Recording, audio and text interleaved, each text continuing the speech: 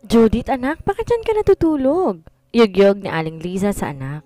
Ilang araw na yon laging napupunan na matanda na walang oras ang tulog ni Judith. Madalas nakayup-yup ang anak sa mesa o sa computer table. Ano bang nangyayari sa'yo? Parang lagi ka nalang antok na antok. Sinusumpong ho ako ng insomnia ko, mama. Kuminsan madaling araw na ako nakakatulog. Bakit di ka magpatingin at namabigyan ka ng pampatulog? Hindi pwedeng lagi ka natutulog dito sa reception desk. Pangit tingnan sa mga customers. Pasensya na po kayo, mama. Pilit ang iting wika niya. Kapansin-pansin din kay Aling Lisa ang pagiging haggard ng mukha ng anak at tila pamumutla. Tingin pa nga nito na bawasan ng dalaga sa timbang. Mabuti pa magpa-check up ka na, Judith. Baka kung ano na yan. Wala to, mama. Wala naman ako nararamdamang masakit sa katawan ko eh. Medyo naging antukin lang ako dahil sa puyat. Nagdududang pinagbasta ni Liza ang anak. Sa tingin nito, hindi nagsasabi ng totoo ang dalaga. Pinagmamasdan niya ang sarili sa harap ng malaking vanity mirror sa kwarto. Hinapit ang suot ng damit at napansing nakaumbok na ang kanyang tiyan. Lumalakad na sa 2 buwan ng pagbubuntis niya at alam niya, di magtatagal mahahalata na ng lahat ang kalagayan niya. Kailangan niya gumawa ng paraan. Kailangan maisaayos lahat bago pa siya umani ng napakalaking kahihiyan sa kanilang lugar. Nang araw na yun ng Sabado, nagpaalam siya kay Liza.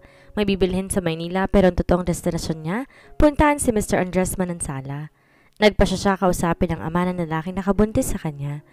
Di niya akalaing may darating siyang kasayahan sa labi ng opisina na Gino. Sa tingin niya may munting selebrasyong nagaganap. Napigil ang kanyang paghinga na mamataan sa Gino na mamukod tanging sa mga taong naroon. Larawan ng kasiyahan habang nakakbay kay Myra at nakikipagto sa kalalakihang naroon. Ang una niyang naisip umatras at umalis sa building na yon. Subalit pagpihit niya para lumabas ng pinto, siyang pagpasok ni Mr. Andres Manansala. Judith, iha, this is a surprise. Come in, tuloy. Sa ibang araw na lang po, sir. Hindi ko alam na may party po pala kayo. Pa-victory party to ni na Gino at Myra. 10 malalaking kumpanyang nakabase sa Davao ang na-close sila. Ang deal for computerization kaya may konting sadasalo. Halika, join us. Huwag kang mahiya. Sir, kayo po talagang sadya ko rito. May mahalaga po akong sasabihin sa inyo. Natigilan ng matanda. Napanamarahin ang pagiging seryoso niya. Mukhang ang mahalaga ang pakay mo, iha. Halika sa opisina ko, dun tayo mag-usap. At inakbayan siya ni Mr. Manansala papasok. Putlang-putla siya na mapakong mata sa mga tao roon sa kanya at kay Mr. Manansala. Lalo si Gino na biglang naglaho ang ngiti sa labi. Judith, I did not expect it to be here. Gulat na bati ni Gino. Di ngumingiti, binaling ang tingin kay Mr. Manansala. May appointment sa akin si Judith, Gino. Salon ni Mr. Manansala. Nilampas na nila ang nagkakagulong grupo. Di niya nagawang tumingin kay Gino at cautious siya na mapansin itong pagbabago sa kanyang katawan. Have a seat, Judith. Ano bang may paglilingkod ko sa'yo? Napabuntong hininga siya. Sunod-sunod na napalunok. Nagdadalawang isip kung dapat ba niyang ipagtapat kay Mr. Manansala ang kanyang pakay. Iha? Nangingilid ang duhang humarap siya. Sir, may problema ka ba? Hindi ko po alam kung paano sasabihin sa inyong lahat pero wala po ako mapagsabihan ng problema ko kundi kayo lamang. Hindi ko po masabi to sa mama dahil hindi ko alam kung paano niyo tatanggapin to nangyari. Bakit? Ano nangyari sa'yo? Sir, buntis po ako. Ha? Nashock ng gayon na lamang si Mr. Manansala. At si Gino po ang ama. Lalo tong nashock. Kailangan panagutan ka niya, Judith. TM ang anyo ni Mr. Manansala matapos niyang isalaysay kung paano siya nabuntis sa Gino. Ayoko pong magmakaawa sa kanya, sir. Ayoko pong maging kahabag-habag sa kanyang harapan. Wala po akong plano ipagtapat sa kanyang nagbunga minsang pagkalimot namin. Ano nga bang plano ng batang yon? Ang talikuran ka na lamang at sukat matapos may maganap sa inyo? Sa pagkakaalam ko, committed pa siya kay Myra. Umara ng dibdib na saan na matanda. Marahil po isa diyang hindi siya seryoso sa nangyari sa amin. Kung may mahalaga po ito sa kanya, dapat kinausap niya na po ako nung araw na yon. Matapos na may mangyari sa aming dalawa. Ikinalulungkot ko ang pangyayari. Ano ang gusto mong gawin ko para sa iyo, iha? Hindi po ako nakahanda na dalhin mag-isa ang kahihiyang to. Ano bang tulong ang maibibigay ko? Kung akong tatanungin mo, po pwede kong persahin sa Gino, pakasalan ka. Nalilito din po ako, Mr. Manansala. Kaya nga po lakas loob na nagtungo ako rito. Kung may mapupuntahan lang po akong lugar ko, sanay po pwede kong ikubli ang aking kalagayan para makaiwas sa sasabihin ng tao sa aming lugar. Doon na sana ako nagpunta.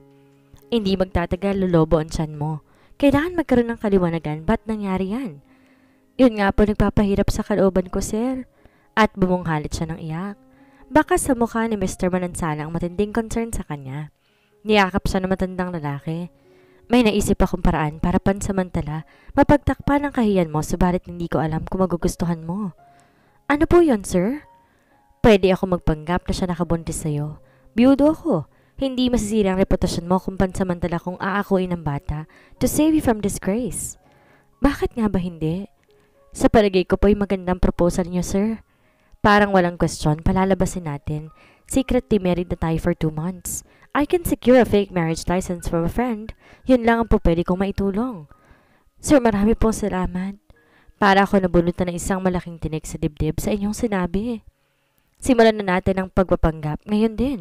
Sasama ako sa iyo pabalik sa lagoon at ipagtatapat natin kay Lisa ang kalagayan mo. Nakaramdam siya ng kaluwagan sa dibdib. Hindi mahirap paniwalaan ng mga pangyayari dahil malapit sa kanilang matinda at may 2 pagkakataon siyang nakaluwas sa Maynila para ma-justify kung bakit siya nabuntis. Intayin mo na lamang ako, iha. Ililigpit ko lang ang mga gamit ko. Nagtaka ang mga bisita sa biglang pagpapaalam ni Mr. Manansala. May aayusin akong personal na problema.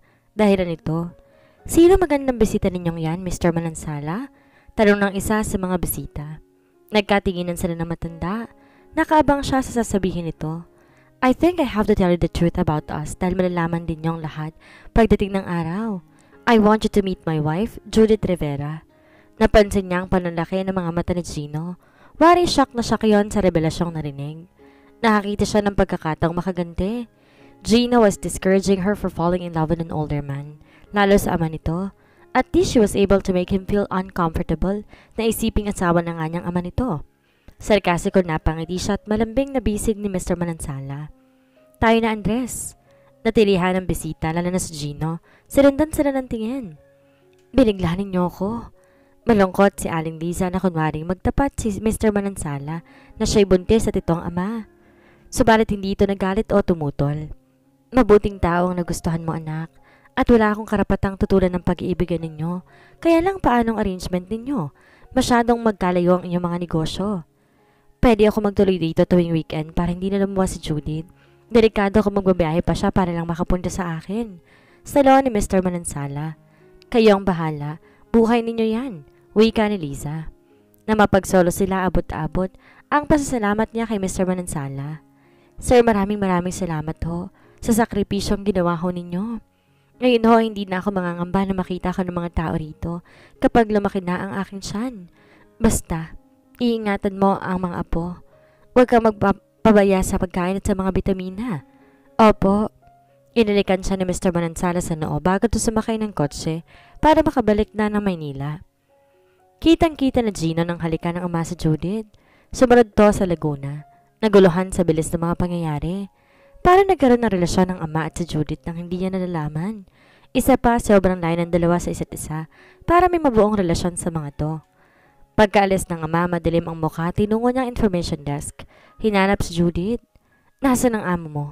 Bunsol niya sa nagulat na si Leslie. Ay, si sir pala. Nagpapahinga na ho si ma'am. Tawagin mo, sabihin mo gusto ko siya makausap. Naku, hindi ho pwedeng gambalain yun kapag nagbili na magpapahinga siya eh. Do as I say. Sabihin mo manggugulo ko dito kapag hindi niya ako nilabas. Ma'am, si Judith sa intercom. Pumunta ho kayo dito. Gusto ho kayo makausap ni Mr. Manansala. Ayaw ho umalis kahit sinabi ko nagpapahinga ho kayo. Nanginginig si Leslie sa kabilang kawad. Nagsalubong ang kilay ni Judith. Ano? At bakit gagawin yun ni Sir? Esta ni Andres. Isa pa nakaalis na siya, hindi ba? Eh ma'am, hindi ho yung tatay yung tinutukoy ko. Yung anak ho. Si Sir Gino ho ang naririto. Anong ginagawa ng lalaking yan dyan? Sabihin mo tulog ako, ayoko siya makausap. Eh ma'am, magbabasag daw kapag hindi kayo lumabas. Ano? At bakit? Mabuti pa po kayo na pong kumausap. Ganito pala to kapag nagagalit. Ang laki ng boses at parang mangangain ng tao. Padabog na binagsak niya ang auditibo. Hindi na alintana nakasuot na lang siya ng cotton night dress nang lumabas sa lobby. Dinatnan niya si Gino na halos magsalpukan ng kilay nang makita siya. Ano bang problema mo at ginugulo mga staff ko? Matapang na usig niya rito. Ako dapat magtanong sa'yo, anong gusto mo sa aking ama? Ama negosyo ba niya o ang kanyang mga pera? Nakakalokong umisi siya at tumalukip-kip. Yan lang ba ang dahilan kung bakit ka naririto? Natatakot kang magkaroon ng kahati sa mamanahin mo. Sagutin mo ang tanong ko. Bakit ka pumatol sa aking papa? Bilang isang customer lang ng hotel na ito, hindi na marahil makatarungan. Napakailaman mo pa ang personal kong damdamin. Pero sangkot ang aking ama sa issue.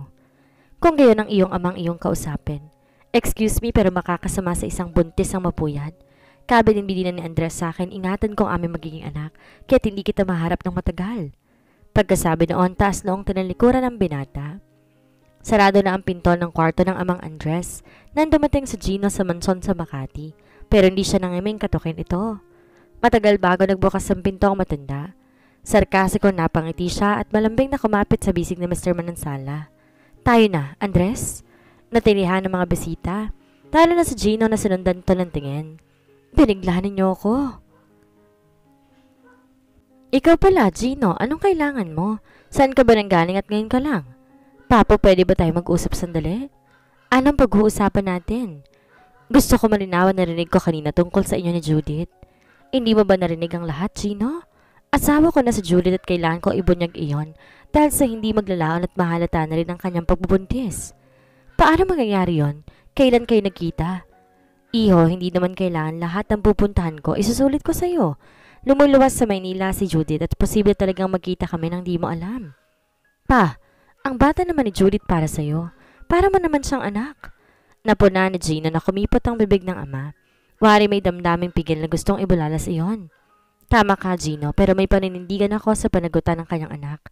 Hindi ka tulad mo hanggang ngayon. Wala ka pang seryosong desisyong ginagawa tungkol sa mga babaeng na uugnay sa buhay mo.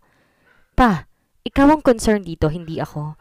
Ang tanda mo na para makaisip na mag-asawa ng isang babae na halos anak mo na lang? Judith is a priceless catch at di ko pinagsisihan na muli. Ako nakapag-asawa sa katauhan niya. Pinano ng babae ng lahat. Alam mo bang nabanggit niya sa akin yan noon pa? Hindi ka dapat nagpadaya sa kanya, papa? Sabihin mo ng lahat ng gusto mong sabihin pero wala ka na magagawa. Kasal na kami sa huwes at magkakaanak na. Pagkasabi nun, sinarahan na siya ng pinto ng ama. Napansin ni Mr. Manansala ang paglayo ng loob ng anak. Hindi niya maharap ito dahil nakapangako siya kay Judith na di sasabihin kay Gino na ito ang ama ng pinagbubuntis ng dalagang ina. Subalit isang palaisipan sa matanda, kung ano ba talaga ang naging damdamin ni Gino kay Judith. Kilala niya ang anak bilang isang lalaking maraming girlfriend.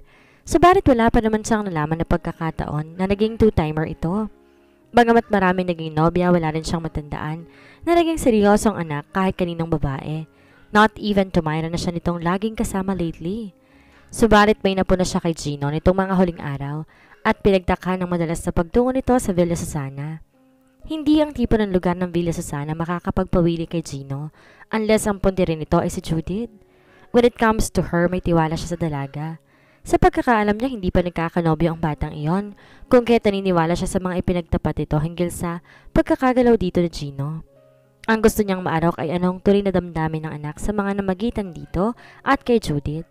Kung sakali mapilit kaya itong pakasalan sa Judith kapag naipagtapat na niyang katotohanan? Sa ngayon, malabong masagot ng mga katanungan niya. Naging malayo ang dibdib ni Gino sa kanya magmula ng palabasan nila ni Judith. Nakasal na nga sila. Inintay niyang magtapat si Gino sa kanya, subalit nanatiling sarado ang bibig nito hinggil sa naging relasyon nito kay Judith. Kinailangan ni Judith magsuot ng maternity dress dahil hindi na maitatago pa ang pagumbok ng kanyang tiyan. Isang konsolasyon sa kanya na nakaiwas siya sa pagpipista ng mga dila ng mga taong nakakakilala sa kanya. Dahil sa pagkukunwaring ginawa nila ni Mr. Manansala, regular na dumadalo si Mr. Manansala sa kanya tuwing weekend. Kunwari magkasama sila sa isang kwarto, subalit kapag nahihimbing ng lahat, tumipat sa ibang kwarto ang matanda. Gayunpaman, hindi niya maiwasang atakihin ng lungkot sa katotohanang walang ka-concern-concern ang turing ng ama ng kanyang anak. Palaisipan sa kanya ang hindi pag-ibo ni Gino hinggil sa namagitan sa kanila ng gabing iyon. Nung nasa 5 buwan na siya ng pagbubuntis at napag-alaman niya buhat sa ubiganing tumitingin sa kanya, mahina ang kapit ng bata at kailangan niyang ibayong pahinga at pag-iingat. Dahil doon, kinausap ni Aling Lisa si Mr. Manansala nang muling dumalaw ito. Pinagpapahinga si Judith ang kanyang doktora. Pinagbawalan siya magtrabaho para maingatan ang bata. Ganun ba? Ang mabuti siguro sa bahay ko sa Makati ka muna tumira. Do'y makakapagpahinga ka ng husto. Ani Mr. Manansala sa kanya at animoy tunay niyang asawa ito kung mag-alala.